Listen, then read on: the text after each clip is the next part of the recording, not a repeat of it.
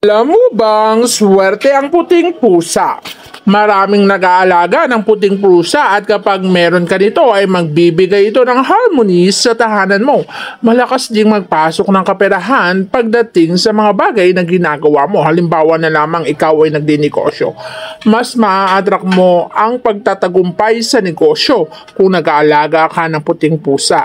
Kung ikaw naman ay may hinahabol na success sa karir, mas maaakit mo ang success mo sa karir na ginagawa mo. Sapagkat ang pusang puti na yan ay malakas humatak na kaswertihan sa negosyo, sa karir at sa anumang ginagawa mo. Mainam din ang mga pusang puti na nasa tahanan mo para ang harmony ay nasa buong kabahayan mo. Mararamdaman mong pagsasama niyong mag-asawa ay magiging maganda.